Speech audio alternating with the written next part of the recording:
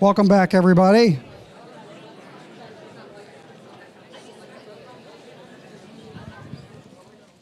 All right, our next speaker of the day is, and I get to introduce many, many interesting people in this job, and I love it.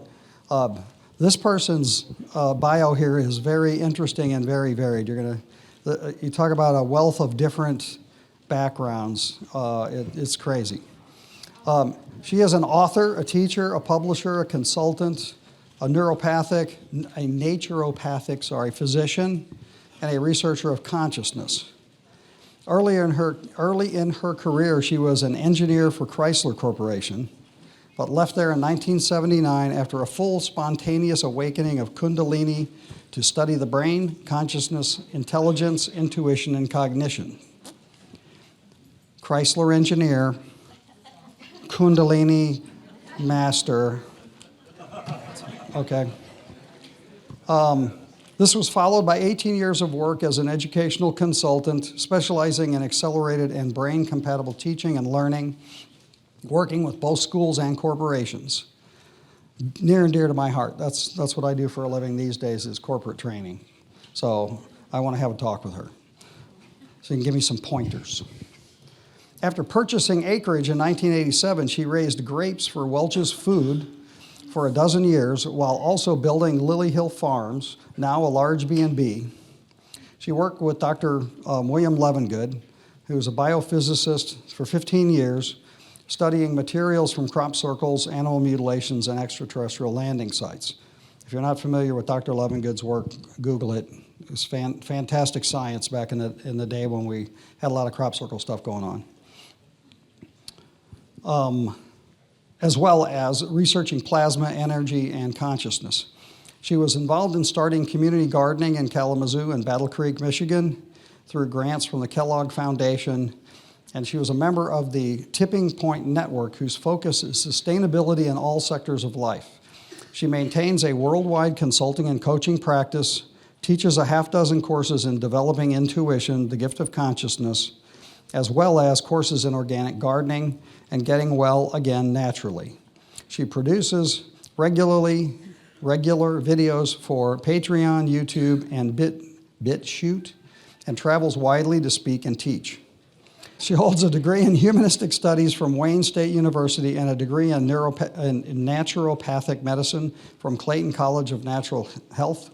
She is the mother of 4 children, has co-written or edited 23 books with others, and has written 11 books of her own on consciousness, energy, and communing with planet Earth. I'm not going to list all those books. I'll let her talk about that.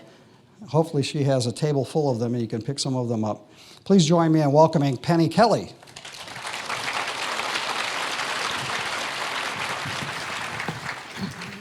You were hiding back there. I didn't know where you were. Oh.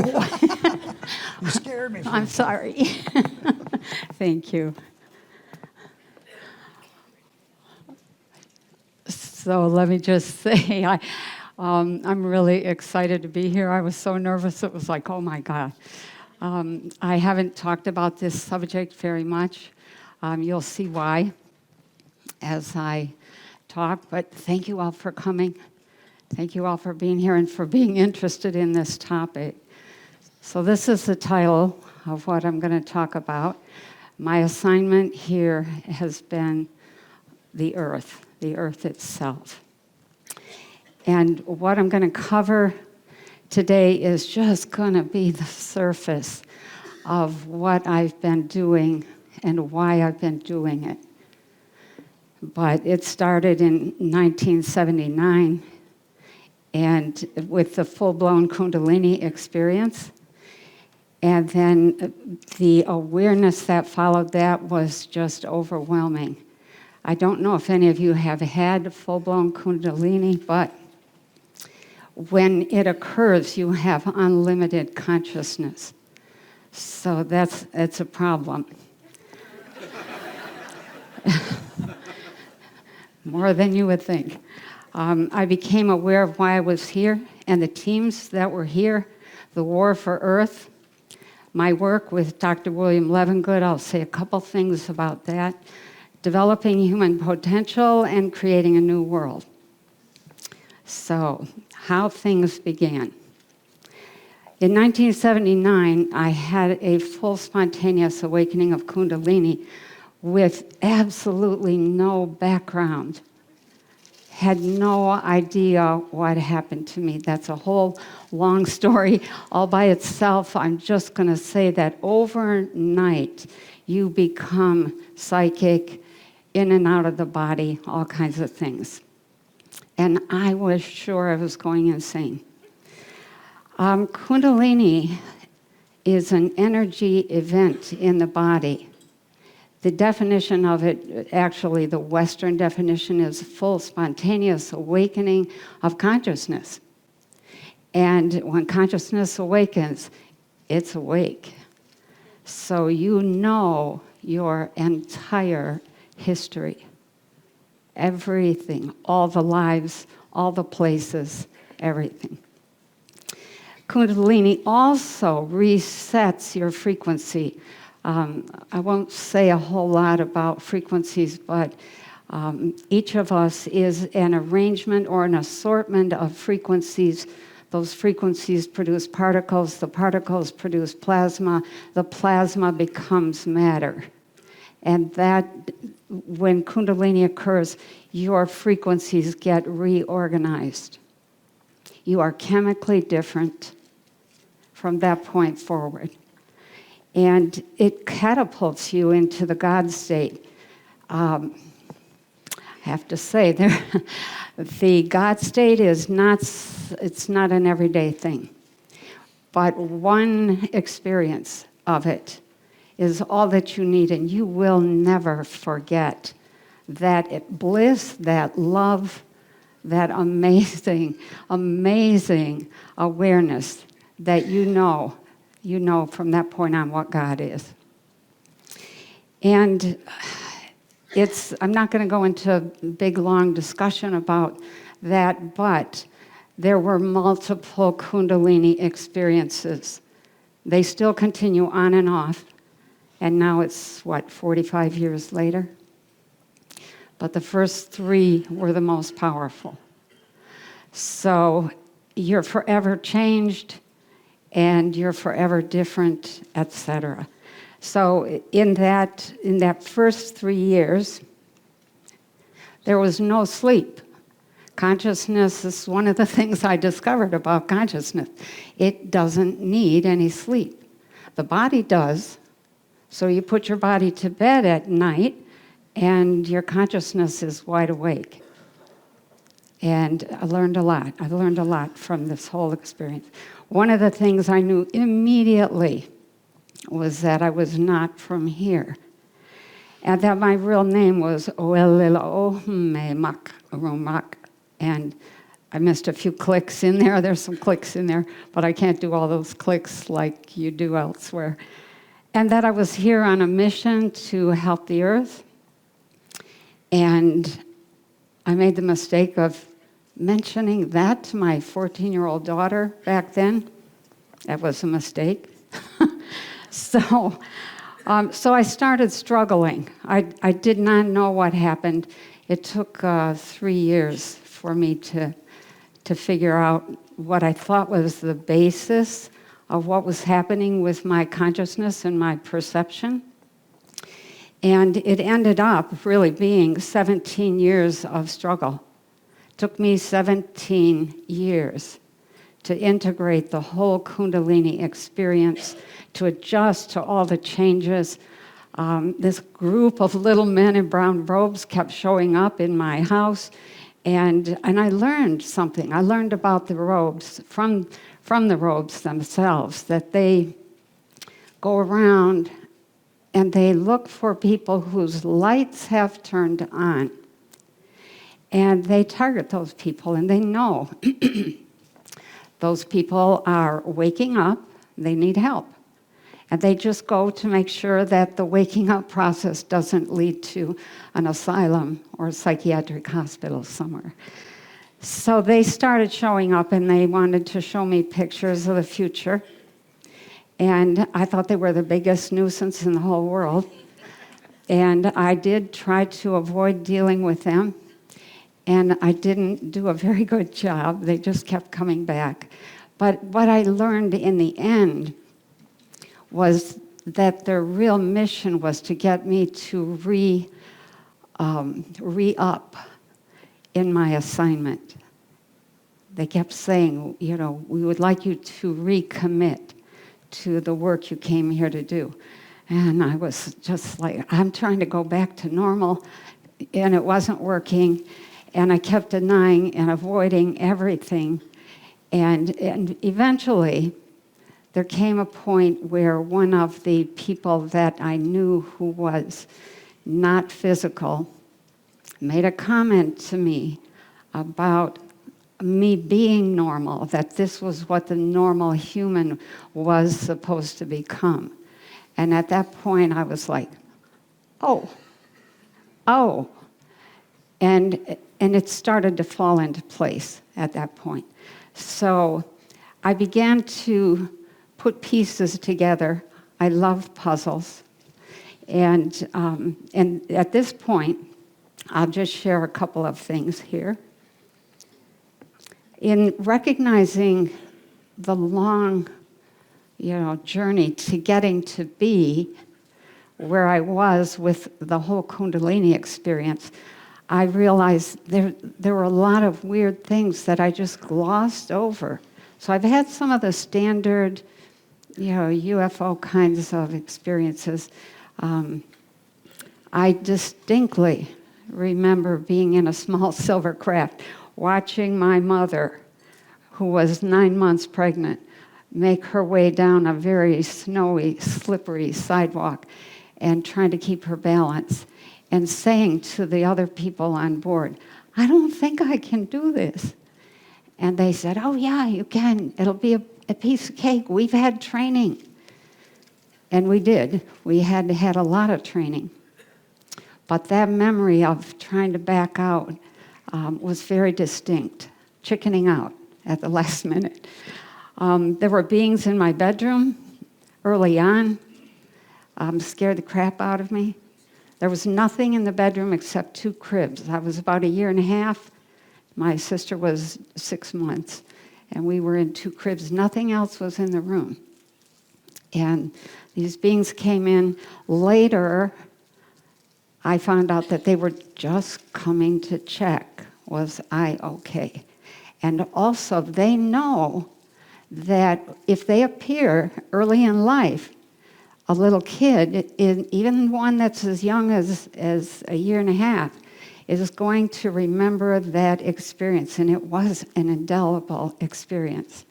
And they were tall. They weren't grays. They were tall, but they were ghost-like. So it scared me. At age 8, we had a very tiny house. I come from a very big family, big. There's over 500 of us. And the bedroom that we had was 8 by 10, and there were 3 kids in that bedroom.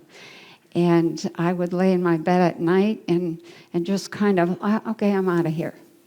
And I would astral project, and then I would come back, and I'd do that over and over. I had no idea what I was doing. It was just something that I could do.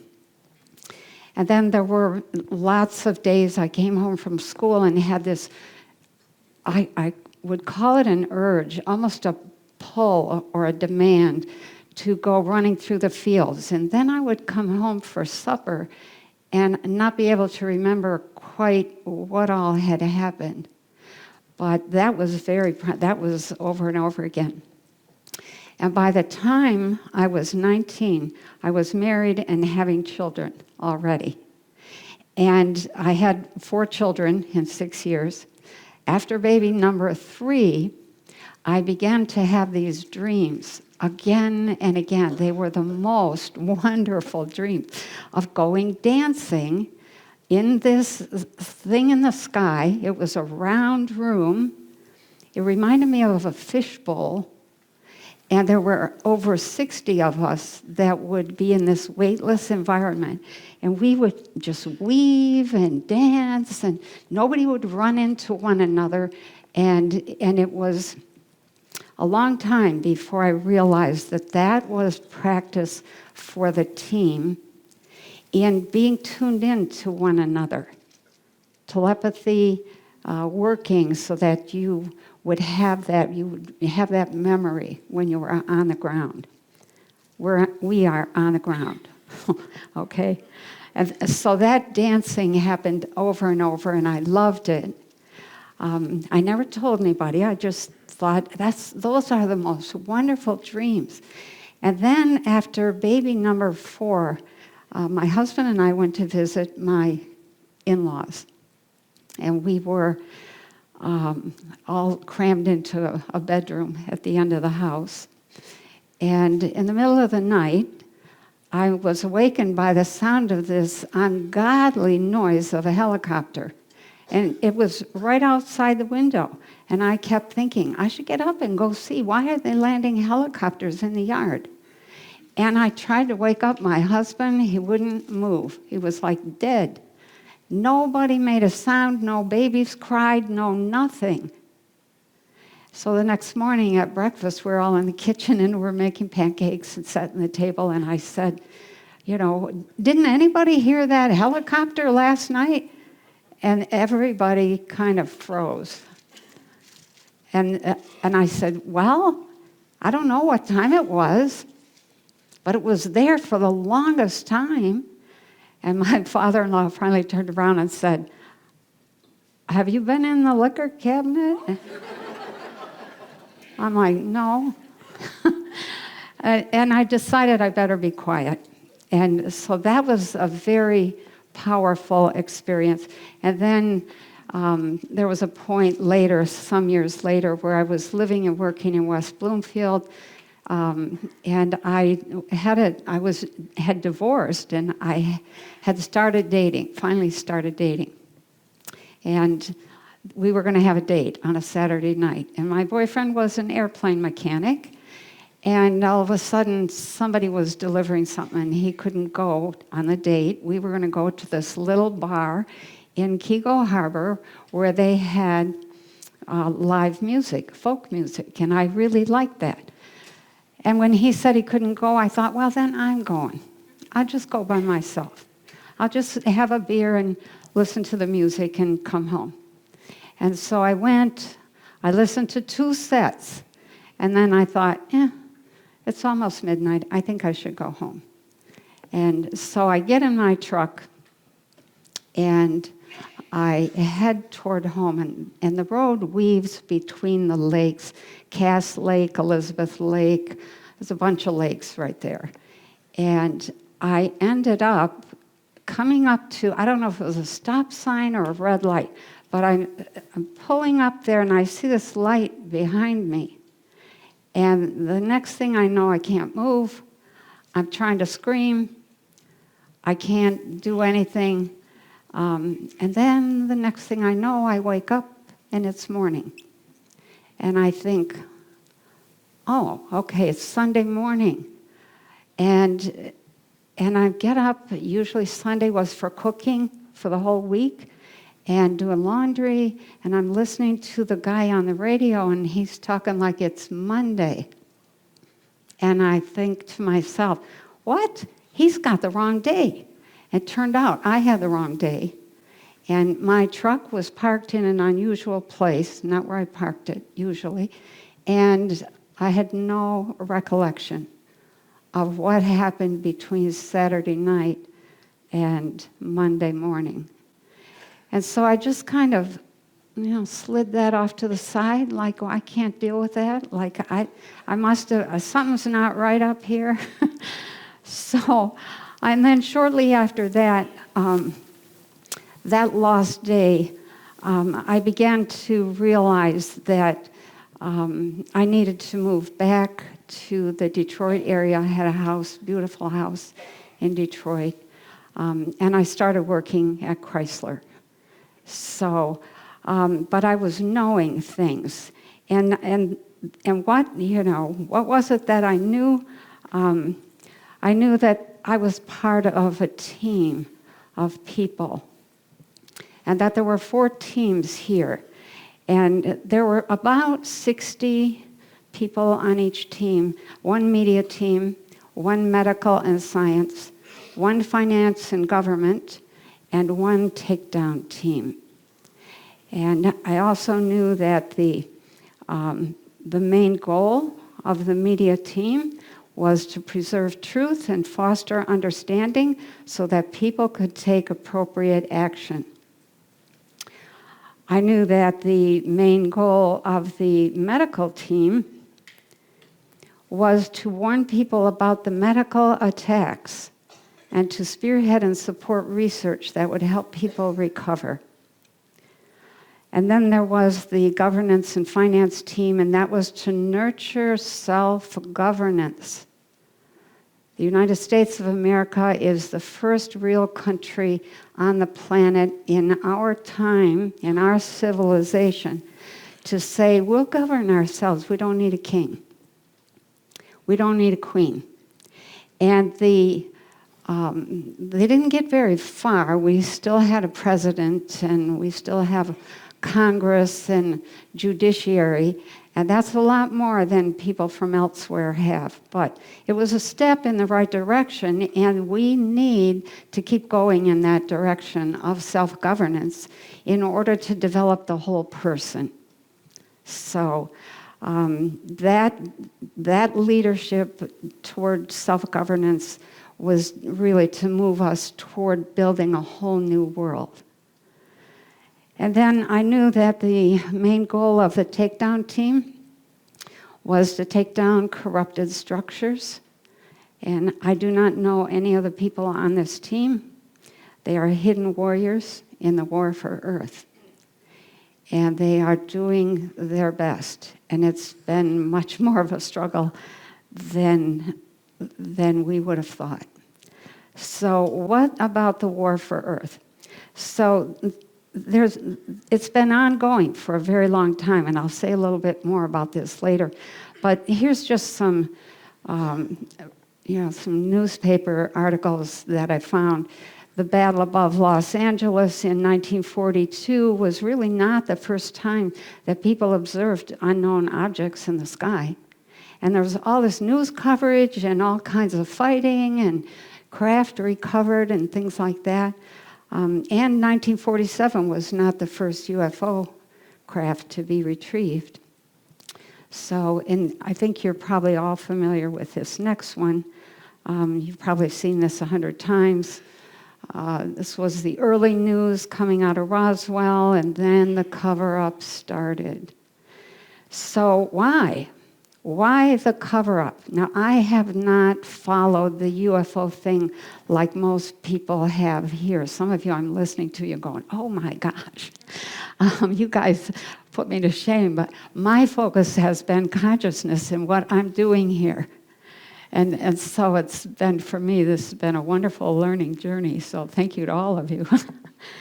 But the war for Earth has been in progress for a very long time because a takeover has been in progress for a very long time.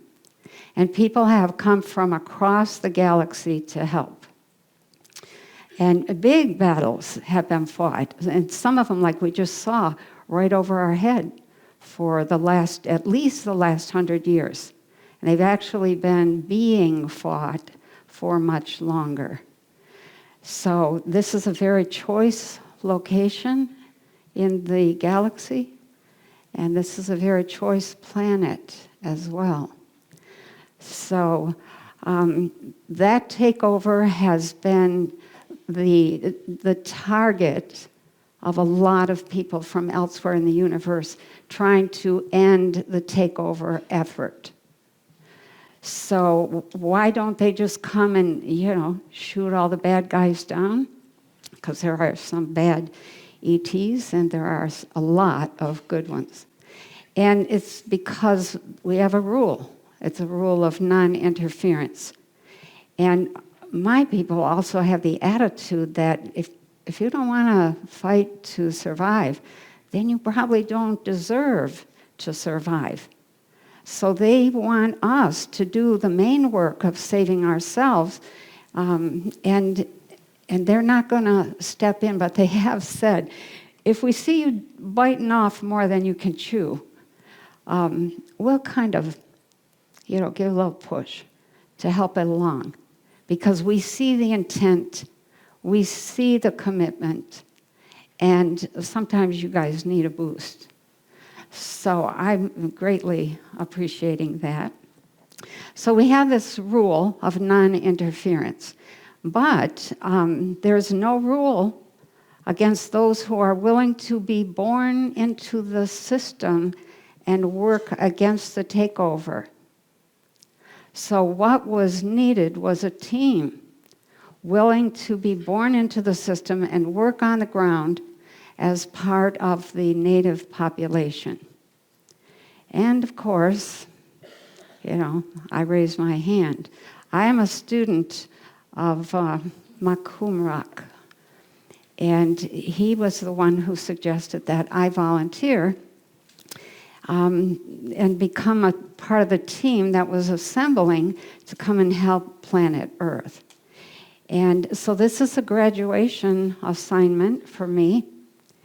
And I actually come from a small colony. We don't call it a town, and we don't really even say we're from somewhere, because by the time we get created, developed, born, etc., we have been many places already, and we have DNA from everywhere. So we don't consider it politically correct to say we're from somewhere, but everybody here thinks like that. And so I'm from the small colony called Ahomla in the Pleiades, and I am a scientist and a librarian, and most of all, I am a certified parent, and that is the highest honor on my planet, in my people, because not everybody is allowed to raise children and develop consciousness. And that is that's the bottom line for us, absolutely critical, is the development of the beings that will wield the consciousness that we want. So my dream, why I volunteered, is to get an invitation. I want to earn an invitation to join the scientists who go around the galaxy and seed life. We humanoids are responsible for keeping humanoid life going. And we do that. We do that beautifully. And so the process goes. You survey a planet, you look at what the minerals are and what the conditions are and what the atmosphere is, and you maybe seed a little something, and then you start nurturing that to develop. And it evolves and evolves, and at appropriate times you can add energies that will change the shape and the configuration of that form of life until it reaches humanoid status. So I'm fingers crossed here. So before I came here, there was really some intense training. It was very long. It was very intense. And I thought, this is going to be a piece of cake. And so the training involved being able to manage the heaviness of the physical body, the absence of telepathy. That's a big loss. That's a big handicap. And then there are the religions with all their programming and the terrible food and the lack of tools and equipment and the awful clothing. Don't let me complain about what's here. And then there are the toxins and the pollution and the absence of proper education, proper development of consciousness, and many, many other factors. So, those were all difficult. But the biggest challenges that were really reinforced on all of us was that we would have no awareness of the mission until after we were fully steeped as humans, full earthlings, in order to understand how humans thought, felt, acted, what they were most likely to do or say, what their goals were, what their perception was like. That has been very interesting. It's been an amazing education. So the other thing is that they felt that we needed to deeply, deeply understand how difficult the transition would be to a higher consciousness, with, starting from where we were starting. And it has been difficult. It just, even for myself with Kundalini and the huge boost that Kundalini is, then you get people like me who fight it. It's like, what's going wrong? It's what's going right. But we don't know what the human is designed to become. We're like little bitty acorns, ready to unfold. And so I understand the difficulties of making any kind of change, mental, emotional, physical, and spiritual. Those are huge changes. And the biggest thing, the thing that they reinforced every single day, was you will stay below the radar, you will not speak up, you will stay below the radar, they will take you out in a hot second, as we say here. And so that was, we would get a signal, we would know a little piece at a time what was the next step, except for me with Kundalini. So what was my task here? My tasks were to write about the journey into consciousness. And to write as if I were a native, because I was a native, which I have thoroughly enjoyed. It was to teach the world about the mind and consciousness, and so I have learned a few things about consciousness and what it does and the nature of reality. And the more I have learned, the more I have remembered about how it is elsewhere. So it's been a nice kind of balance. Comparing, this is where we want to go. This is where we're at.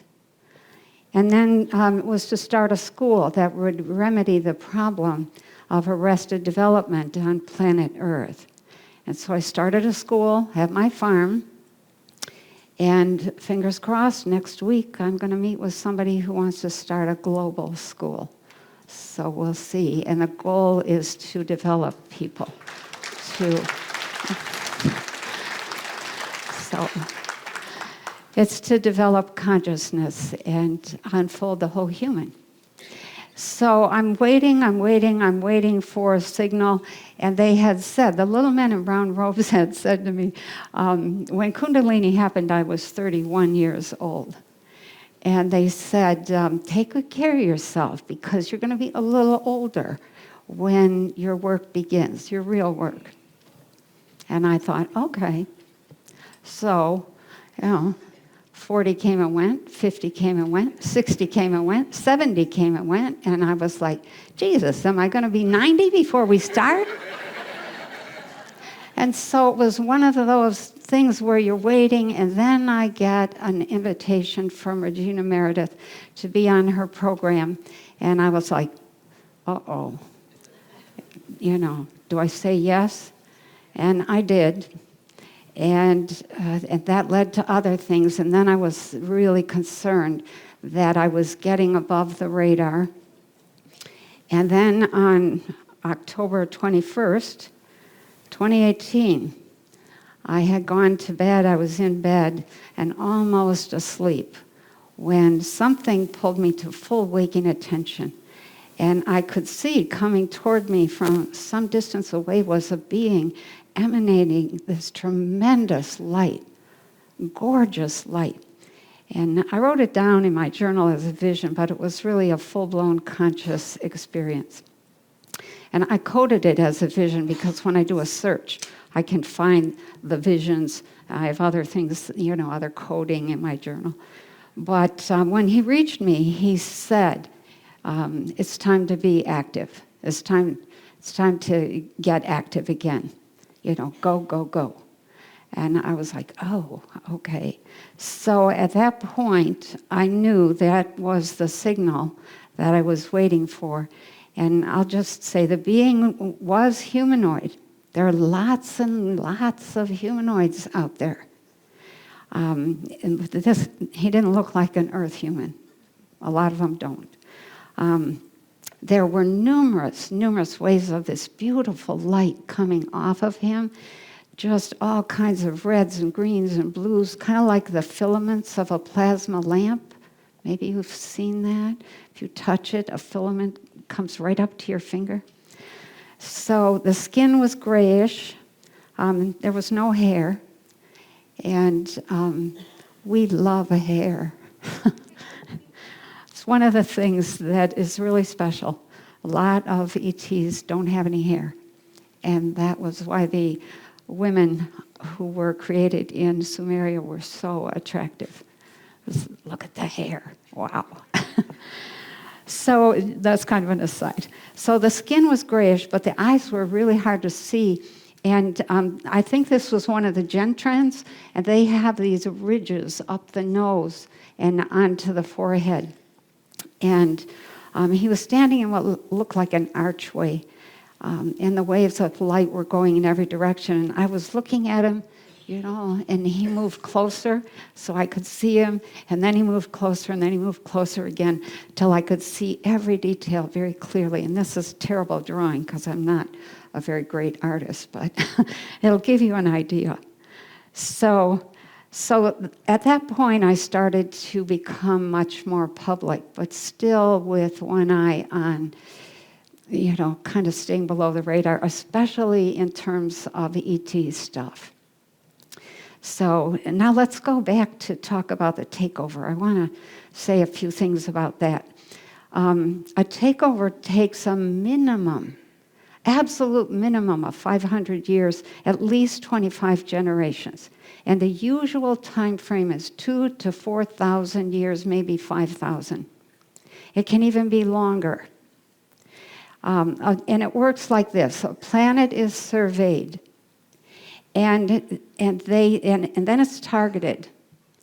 And then the targeting, they begin a hybridization program, always. That's just part of the process. Get some of their DNA into the people. And then a village will be targeted for big disruption. And that creates a bit of trauma in the children in that village. And the result is maladapted children who are then tracked and influenced to become selfish or mean or greedy or hurtful. And as those children grow up to become adults, they are helped to become strongmen, what we call strongmen. And the help is in the form of rewards. Most of the rewards are a feeling of sexual power. And there's a whole thing I could say on sexuality. One of these days I'm going to do a class on why is there sex. Because it's not what you think it is. It's a healing mechanism in the body. And it resets all your frequencies. So the beings, most of us elsewhere on other planets, know how to create that feeling. It's a set of frequencies.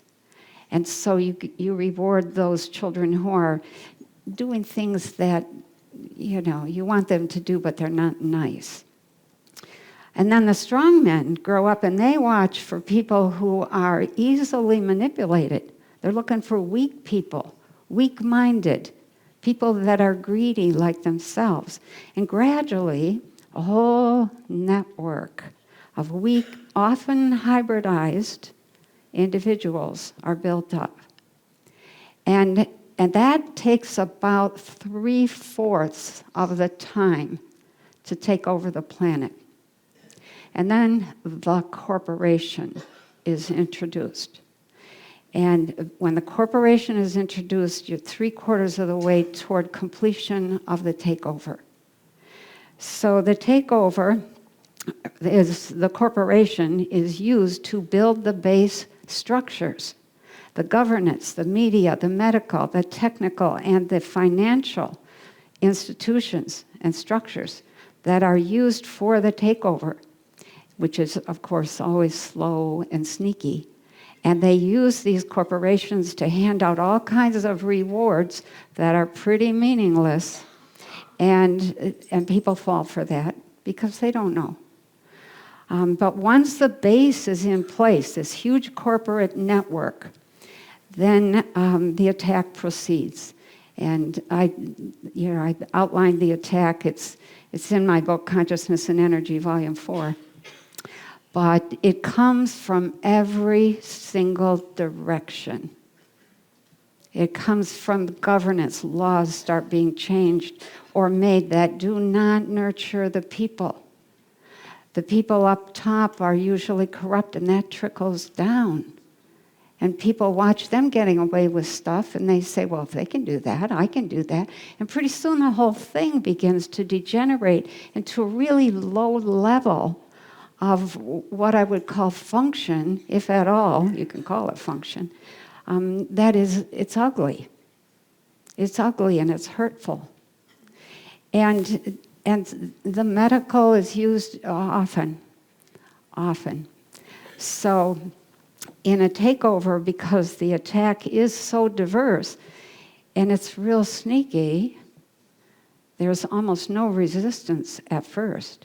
Any resistance is managed through disinformation, lies, censorship, and distractions.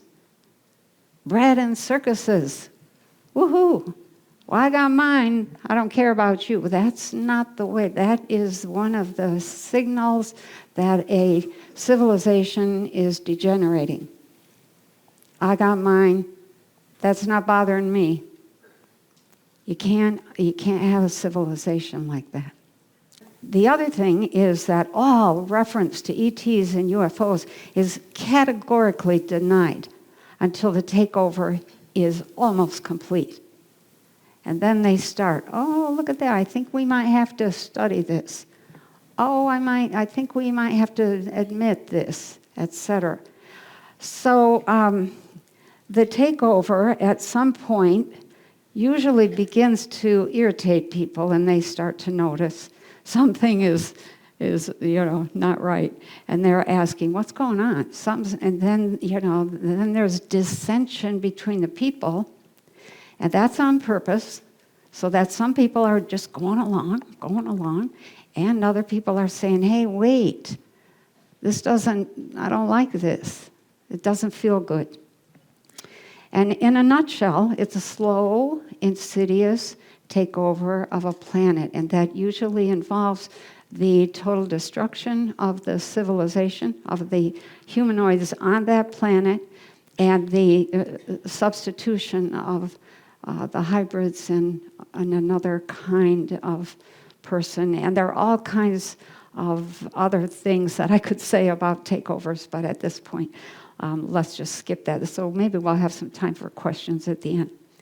So when you begin to see the existence of ETs and UFOs openly admitted, you're very close to the completion of the takeover. The admission that they exist sets the stage for the final takeover, which is often a fake invasion. And the fake invasion is just a cover for the real invasion by the ETs who are already here and have been here for a very long time. Now, I will say that last August or the August before, or June, I think it was June of 2022, I got word that let me back up just. I got word that the big guys up at the top, the big ETs, were pulling out. They didn't think they could pull it off. And I was like, oh my God, okay, we're winning. Okay, we got it. And then in August, I got word that was in fact the case. And what was left was the miserable structure that they had left in place to run the takeover, to run the planet, if they had succeeded. And most of those people are still with us, and we're having trouble with those. So, so why do you want to take over a planet at all? What's the goal? So, where's the payoff, etc. And the goals are DNA and slaves. The most sought after commodity in the entire cosmos is DNA. Why? Because that is what is used to seed life, to ensure that we keep going. And DNA, the more samples you have of good DNA, the more options you have for seeding life in far-flung places. So why are the biggest billionaires on our planet pushing the vax and the digital ID? And it's because some of them are already involved in interplanetary trafficking of DNA, slaves, and blood products. And those blood products are used to help some ET people to really live a long time and maintain their youth. So people often say to me, well, why are ETs interested in us? And I'll tell you, there's a couple of reasons. It's partly because we are tough. We're incredibly resilient. And we're known for that throughout the entire galaxy and even intergalactically. We are tough. Nobody expected us to survive. Nobody. We did it on our own. And we're able to stay alive and keep working in an extremely polluted and toxic world. Do they want to come down here and be in that toxic mess? No. They don't. They don't like to come here for that exact reason. So some of them have technology that they wear that creates so many cubic feet of atmosphere around them. But that's problematic as well because they have to get by as an ordinary human. And if other people get inside their bubble, they're subject to another kind of atmosphere. And sometimes it's not compatible. So that's partly the reason, because we're tough and we're resilient and we just keep going. But the other thing is because we have a destiny. And that destiny is to become fully unfolded, fully developed consciousnesses. And like I said, we're these acorns that develop. You would not, there's no way for me to convey the various states of consciousness that I have been able to enter and experience. Even for me, they were beyond what I ever thought was possible. Incredible, all-knowing states. And all-knowing in terms of something's entire history. I think I wrote about that in Volume 1. But there are states of consciousness that we are moving toward that are phenomenal. But we're not going to give up our physicality. Almost everybody who gets into higher consciousness doesn't want to bother with physicality. And so they depart, they become something else. We have this amazing destiny, which is, nope, we're not giving up our physical selves. So let's go back to my mission. So about 6 or 7 years after the Kundalini experience, I'm realizing this is impossible. This is never going to work out. Blah, blah. And so one day I decided I'm going to visit Makumrak, and I'm going to tell him I can't do this. And so I left the body. I went to his place, his planet, And Makumak is a master of the eyes. He's one of the few beings among our people that are certified to create and to destroy. And he turns his eyes on and off at will. And I'm trying to tell him, look, Makumak, you just don't know about those humans on Earth. They are impossible, and I can't do this, and I think I need to resign. And he just turned off his eyes and turned away. And I was frantic. Don't do this to me. It meant that I was alone, abandoned, and I had no backup. And so I came home and I cried for 3 days. And it was a rough period of time. And then one day, I happened to hear a song. My husband was a big fan of John Denver, and he was playing this song, What One Man Can Do. And I heard that song, and I thought, okay, I'll do what I can. I will do what I can. So time goes by, 10 years. We're on the farm, I'm building a school, we're building this building. It's a big, big, big project. And we have chickens and cows and geese and goats and all kinds of stuff. And one night it's very late, like midnight, and I'm just closing up my office, and I think, I forgot to close the chickens. So I run out the back door, and I happen to glance up at the sky, and there was the Milky Way in all of its glory. There wasn't a cloud, there was no, mist, nothing. It just took my breath away. And then I see the Pleiades, and I start to cry. It's like, if I just had a sign, I just had something. And I'm standing there in the backyard looking at them, and all of a sudden the greenhouse lit up like a brilliant, brilliant light. The greenhouse is 30 feet wide and 100 feet long. And it lit up like there was a sun inside of it. And of course, what did I do? Who's in the greenhouse? Those light bulbs, what happened? Those light bulbs can't produce that much. Well, maybe there's a car behind it shining its lights through. All this logic. And then I realized there's no car behind the greenhouse because there's no road, there's no driveway, there's an orchard. And then it dawns on me, that's the sign, thank you. So at that point I thought, okay, I'm not alone, I haven't been abandoned. So another sign, another turning point for me in accepting the mission was being picked up, cross-examined on board ship, and then told it's too late. And by that time, I was fully committed to the whole mission.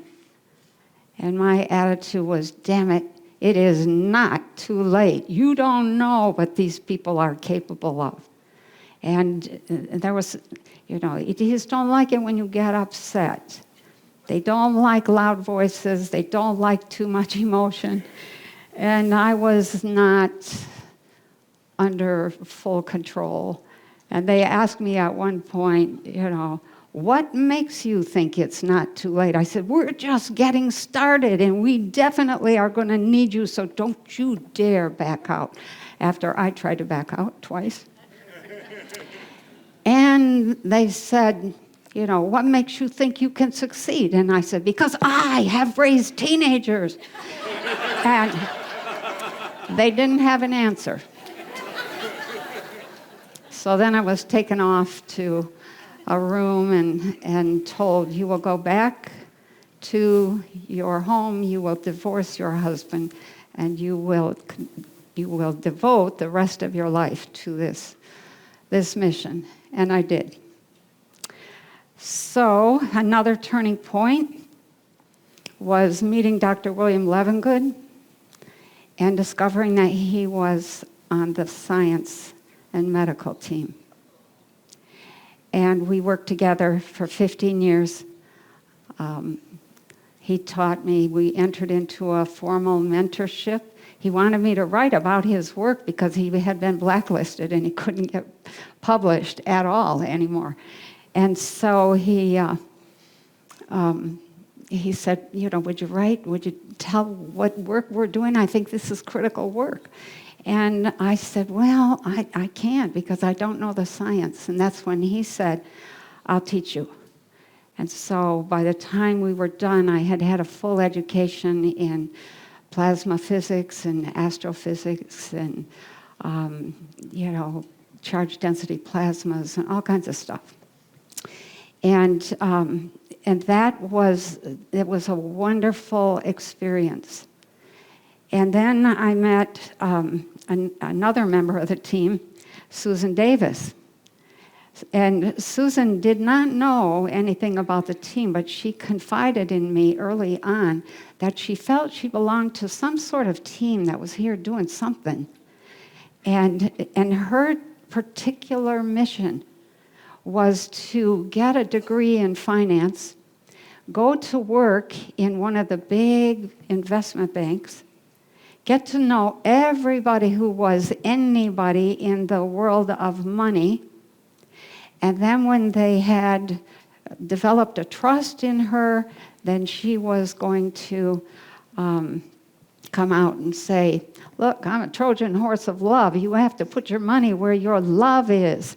And she did exactly that, and they did exactly that. And so through Susan, I met all of the big money people in the entire United States. Warren Buffett, the whole bunches of them. The Pillsbury family, the Champion Spark Plug people, everybody, 3M, and discovered that even the Rockefellers, that there's one or two people in each of those families that don't go along with their greed program, I guess I'll call it, that they are very interested in making the world a better place. And Marion Rockefeller said to me at one point, I was born into all this money, and I was taught that my job was to give money away in a way that would make the world a better place. And I give, and I give, and I give, and nothing ever changes. I don't know what else I can do. And for me, that was oh my gosh, these people really do care, and they're as frustrated as we are. So Susan ended up writing a book about her whole story. You can download that from her website. She developed a KINS program, K-I-N-S, and she said this is the model for the communities we will have to develop when everything comes apart. And somebody is carrying on her work. The next turning point was Lawrence. Lawrence was a member of the UN. Lawrence and I had been on board ship together. We were the only two that knew the whole program. And we kibitzed about that and the cross-examination. Lawrence had been told the same thing. You will go back, you will divorce your wife, you will devote the rest of your life to this project, this mission. And he did, same as me.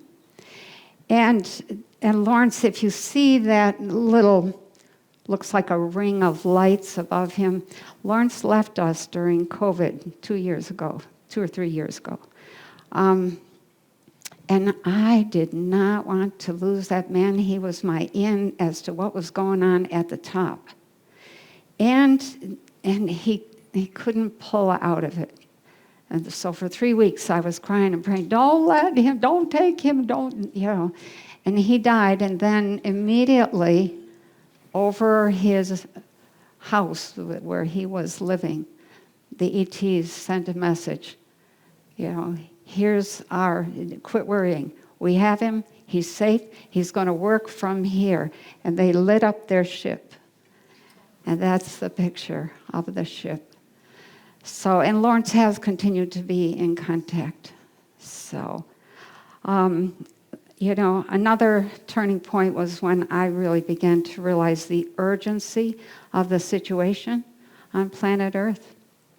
So, what is the situation?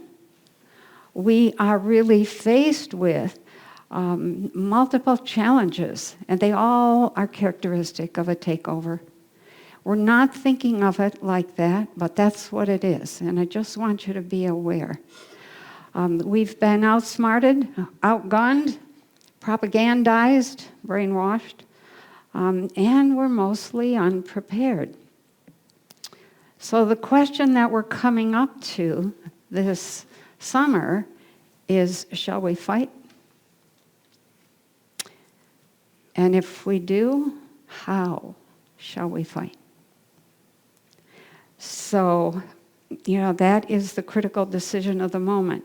So what do we have left to fight with? Almost all avenues have been blocked. So let's go back to the question that we had, you know, a few slides ago. Why is our DNA so valuable? Because we are tough, resilient, bright, and able to stay alive and keep working in an extremely polluted and toxic world, and that includes mental toxicity. So let's amend that just a little bit to say, because we are tough, resilient, bright, able to stay alive and keep working in a world that is collapsing all around us.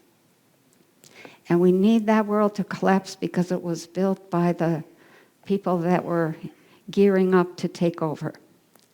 So, what is our most amazing tool? It's consciousness. Let's use it to build a new world at a slightly higher level of consciousness. Now, I can't go into different frequencies of consciousness allow different kinds of perception. So there's just a whole bunch I could say about consciousness. But if we build a new world at a slightly higher level, we are likely to be quite successful. Because takeovers are usually only successful with populations that have a low level of consciousness and the people aren't paying attention. So how do you characterize a low level of consciousness? It's consciousness that's focused on meaningless pursuits. So, like shopping. Somebody said it. So, meaningless pursuits do not nurture evolution to more powerful, capable, intuitive beings who live long, long lives and are wise and able to flow gracefully in alignment with the energies moving around them. Grace is, by definition, the ability to align with and move with energy. The church has made it into something else, but the actual definition is that's grace. So it's in my way of thinking, it's time to begin thinking about the world we are rescuing and the rebuilding that's going to be needed. What do we want that new world to be? And what will we need to become in order to create it? So the big questions, as far as I'm concerned, are, not do UFOs exist or ETs exist. Those of us who have been dealing with them for our whole life don't need the government to come out and say anything. What kind of relationship do we want with them? Are they going to come down here? No. We have to move up to their kind of thinking, their kind of cohesion, their kind of love, their kind of personal responsibility. So, are we ready for what we think we want, which is for somebody to say, yeah, they're here. So I'll be the government. I'll say, yeah, they're here. Take my word. How do we have a conversation with people who are so advanced and have such a different view of reality? It's kind of like, how many of you have tried to have a conversation with a 3-year-old? It's mostly, yeah, There isn't a lot of what I'll call brilliance, even though I think children are incredibly brilliant. The conversations are at a whole different level. And that's what we're dealing with. Are you ready to have conversations with people who are much more advanced and people who do not really like for you to be asking a whole bunch of questions? Why? Why don't they like that? Because their attitude is be still and know. Use your intuition. Develop your consciousness.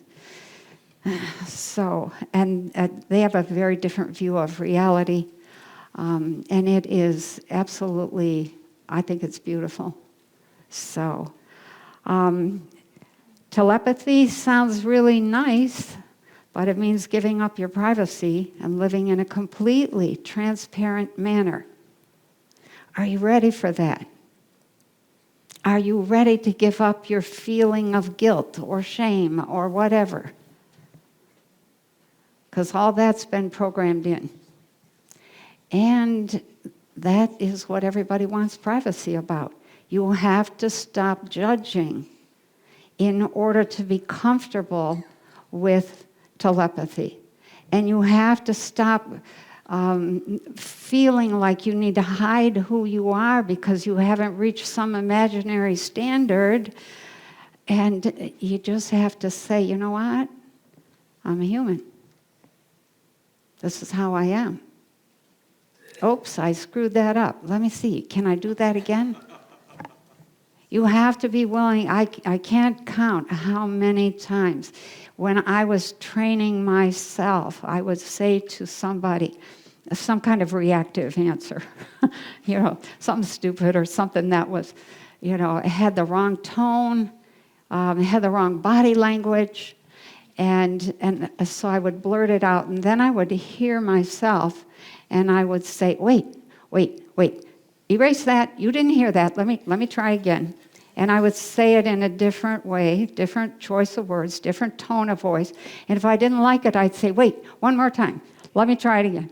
And I would, in that way, in kind of an embarrassing way, I ended up teaching myself that I really needed to to be much more conscious of what I was going to say before I even opened my mouth.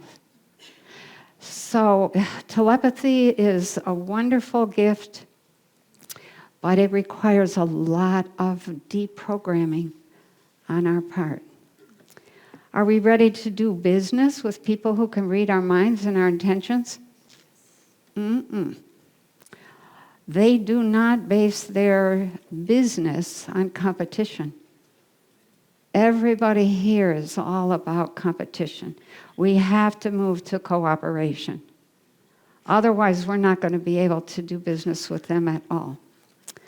And have we done anything to expand our consciousness in preparation for this? We know they're here. There's in the work with Lefty, Dr. Levengood, I call him Lefty. We were researching some materials that Linda Moulton Howe brought us to the lab, and it was this guy that had been picked up on board ship, and along with that story came his story of having been asked by the ETs, I forget, 2 or 3 times, okay, we're going to come and pick you up. Tell people that we're going to come and get you on such and such a day. Have them there. Have some reporters. Have them take pictures. We want to be known. We want to be recognized. We want to be acknowledged and be part of what you're doing. And reporters would come. No story ever appeared. And when he was picked up, one of the things that, well, we got a number of pieces of evidence that was just mind-blowing, in that they sent a message and they said, it is time for you to begin to understand how to use frequencies. And with that little clue, we began to realize, oh, they're not just using ordinary frequencies, they're using binaurals and trinaurals and quadnaurals and quinaurals.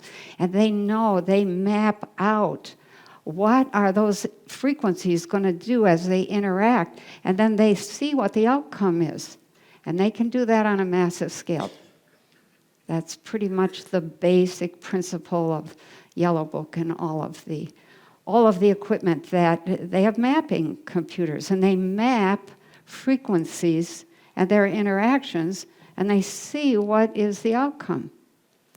So, we really need to begin to expand consciousness, understand science. It's very simple. Once you learn it, it's very simple. You don't need to do the math. You just need to understand the principles.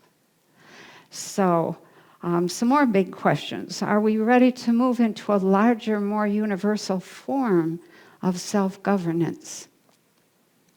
That's a big question. Can anybody even imagine what it would be like not to have a government and House of Representatives and a judiciary, but to still be signed up to the conventional rules and agreements? This is how we will behave. This is how we will take care of one another. That's all part of the universal form of self-governance. How ready are we to move into a new world of energy and build the infrastructure that taps it? Once you know how plasma works, and then you understand that consciousness is energy. Consciousness is the feeling aspect of energy, and energy is the motion of consciousness. Consciousness is primary. Once you understand that and you see how it all works, then you begin to understand how reality actually comes about. We create it with our consciousness. So are we ready to consider a different explanation of how we were created and what God is? So that's a big point. A lot of people always ask questions about religion. Are we ready to consider what kind of economy we could have without money? Most people can't even imagine that. What do you mean? What do you mean, no money? How do we trade? I'm like, well, if somebody needs something and you have it and you don't need it, you give it to them. How simple. What is the economy of most ETs? It's not money. It's intelligence. The development of the intelligence of every single individual. That's their big investment. So can we admit that we've been lied to and everything we think we know is neither true nor accurate and complete, yet still survive this shock well enough to seek the truth? There's a shock coming for people. And that's, give yourself a little space. Give yourself a little breathing room. Are we ready to stop creating waste and dumping it in the sky, the rivers, and the oceans? That's why the ETs don't really like to come down here. They have understood that the equipment gets polluted and doesn't work very well. They are finicky beyond your wildest imagination, trying to maintain perfect health and perfect presence. So, and are we ready to begin manufacturing things that nurture life instead of destroying life? When everything we do nurtures life, we will have eternal life. So, the task, The task that's in front of us is to become new humans who are celebrating life as we build a new world based on fourth and fifth dimensional principles, ethics, materials, and practices. And when you understand how the materials are created, that's for most people the turning point.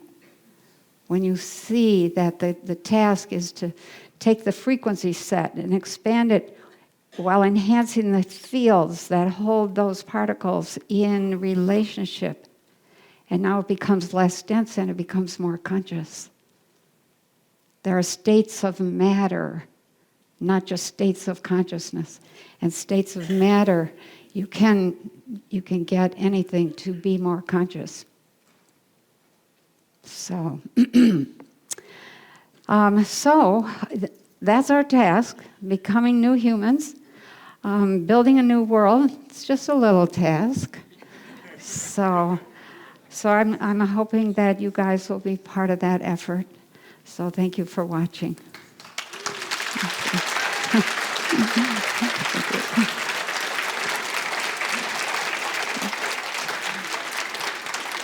Oh, thank you.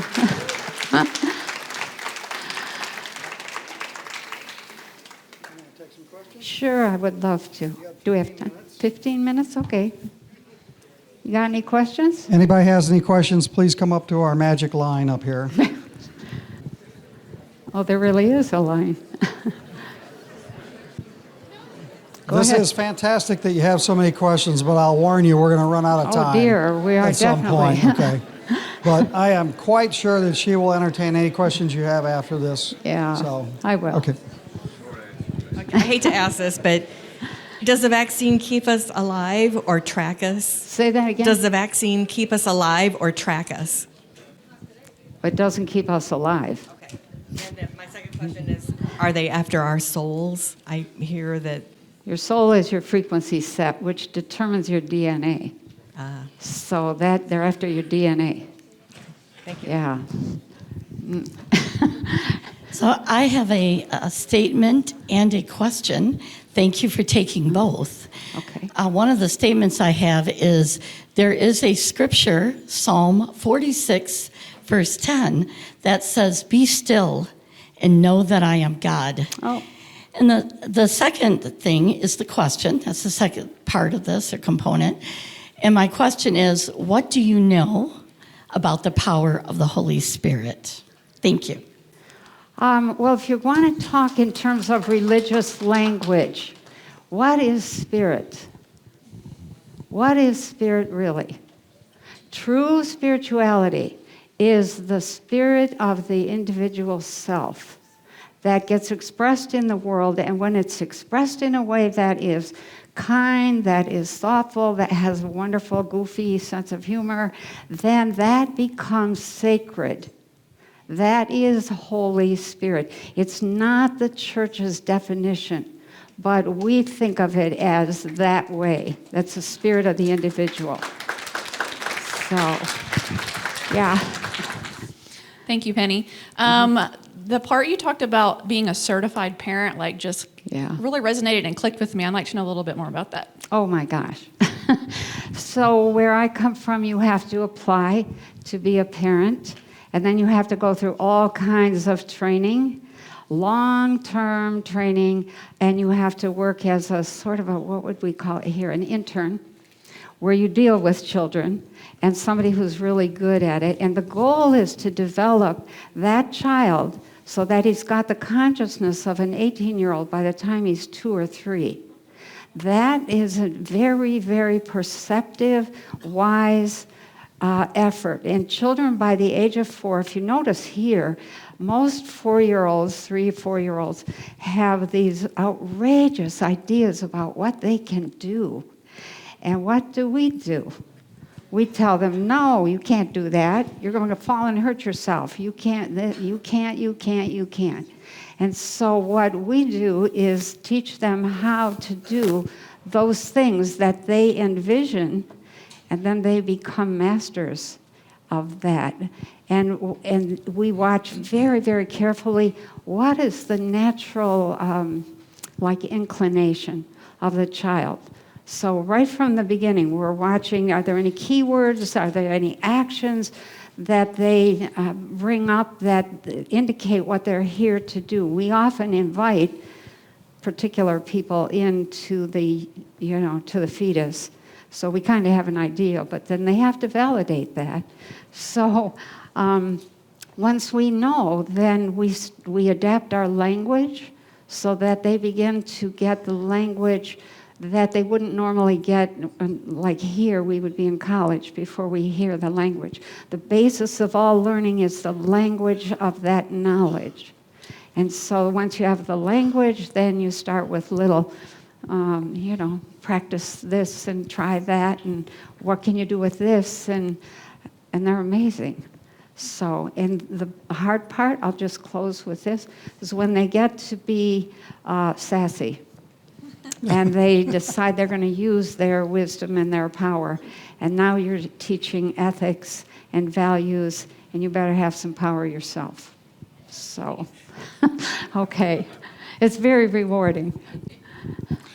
To you, what is God? What is God? Boy, that's a big question. So when you enter into the God state, you enter into this state where nothing exists. There's this it's a consuming bliss. It's orgasmic. It's like a frozen orgasm. So there's light, and there's only one thought, and that thought is, I am. And nothing moves, there's no form, there's no shape, nothing. It's called the void because there's nothing there. And that is an incredibly powerful state of being. When you actually have an orgasm, you will enter that state briefly. That's why people want to make love, because they're returning to the God state. And it's very brief. It doesn't last very long, but it does retune all of your frequencies. There's a huge electromagnetic set of pulses that move through the body, and every single cell in the body has a north and a south pole, and it pulls all those cells into perfect alignment. Because when the north pole on a couple cells points in the wrong direction, it can't pick up the information from the whole system. So when you get all discombobulated, your norths and souths are all going in weird directions, and orgasm pulls that back into alignment. And people who do not have partners, do not make love, or don't have a spouse will have an orgasm in the middle of the night and never know it. Well, for men, sometimes they will. But that's because it's a healing mechanism that has to happen. Otherwise, you'll get really off balance. So the God state is that state of absolute utter bliss, and I always have my toe in that. Once you've touched it, you never leave it. You never forget that. But then there's all kinds of, how do you get from that to where we are? How do you get from the God state, which is this silent, unmoving stillness, to this messy, noisy, crazy world? Well, there's stages that we move through as we come out of that God state. I talk about those in, I think, one of my volume 2 of Consciousness and Energy. What are those steps to get to this world? So it's the best answer I can give. It's not a guy. It's not a woman. There are some really powerful beings out there. They are like gods, but the real Godhead is quite a state of consciousness. So, okay. Is that God state that you're talking about a point where we are all one? All of us, all of our consciousnesses are one in that space? We're made of that stuff. Okay. And you don't have an individuality when you're in that state. When you enter into a full-blown Kundalini, you have no concept of yourself, that you ever existed, that you have a dog to feed, a house payment to make, a husband, kids. None of that exists or ever did exist. you're just wanting to, you're satisfied, there's a bliss, okay, enough said. That's great information. Thank you. Yeah. I'm curious if you are aware of Captain Randy Kramer and Kendra Soleil and their work for the University of Consciousness. A lot of what you Not spoke on, really. the topics really resonated with me and the work that they're doing as well. Okay. And they said, validated a lot of what you said, really echoed Okay. that as far as, evolving consciousness, what's to come, and how the breakdown of society has to happen to rebuild it anew, right? No. Yeah. So that was great. It was really What's good the to hear name? that. Captain Randy Kramer, he's currently, from what he states, is involved in one of the Marine Corps projects, with deep space projects that Okay. is offboard. But he's actually been allowed by his commanding reporters to share a lot of this information because Okay. they're in disagreement with some of the other factors of government that want to play that different Yeah. angle. So Sure. it's great to hear that. Thank you. Okay, thank you. I'll check him out. Yeah. Hi, thank you for accepting your mission and for coming to complete it. Yeah. I have so many questions, but I'm going to stick with one. Okay. Regarding consciousness. Mm-hmm. Is it more appealing to have consciousness in a physical form, living in this type of earth, or is it more appealing to have consciousness with no physical form? So let me say this. When you have been introduced to consciousness, when you begin to organize, you self-organize as a consciousness, you are going to create a body immediately, wherever you are. We have physical bodies here. Elsewhere, you will create other kinds of bodies. So when you do, dream research, which I've been doing for 45 years, you begin to see how reality works in a lot of different places, because dreams are not just dreams. They are you creating reality because it is the nature of consciousness to create. And it creates continuously in order to generate feeling, because feeling verifies that you exist. No more feeling, you're done. So consciousness, it's up to the individual. Some people, a lot of people have come here, taken on a human body to be part of the rescue of Earth. They're like the soldiers that are really holding the fort in many ways. People, I hear about this all the time, that, there's just a bunch of sheeple out there. I'm like, you leave them alone. They are needed because they will follow where the leaders go. And you need those followers once you get into a leadership position. You have to have sheeple. I shouldn't call them that. You have, we'll find another word for them. So, yeah. All of the bodies are enjoyable, and they all have different capacities. I hate to tell you, we only have time for one more question. I'm sorry. Okay. Good afternoon, Penny, and thank you for the presentation, for taking our questions. When you were instructed to divorce your husband and to pursue the mission, how did you work through that decision, and what was the kind of emotional aftermath of that? Very good question. I came back and said, hell no. So what happened over the next 5 years was that he just sort of wandered away. So, yeah, it was not, well, it was effortful because it's never fun when you're in a relationship that's not working. But as soon as he said, I don't think I want to be married anymore. I still love you, but I don't want to be married. I was like, oh, wow, thank God. So I didn't have to do the dirty work. So, yeah, and we're still very good friends today. Yeah, okay. It better be a yes or no question. Thank you. I also went through full-blown Kundalini. Kundalini? Never been the same. 23 years of trying to figure what to do next. Now hitting 80. Been told another 20 years. No medications. Amazing power and gifts within myself. But spirit running through me. Where can I go that you spoke of for the higher states of consciousness of the global part that you said you're going to start for? I need to be there. Thank you. Yeah, so there on my website, pennykelly.com, I have a chart that shows third dimensional consciousness.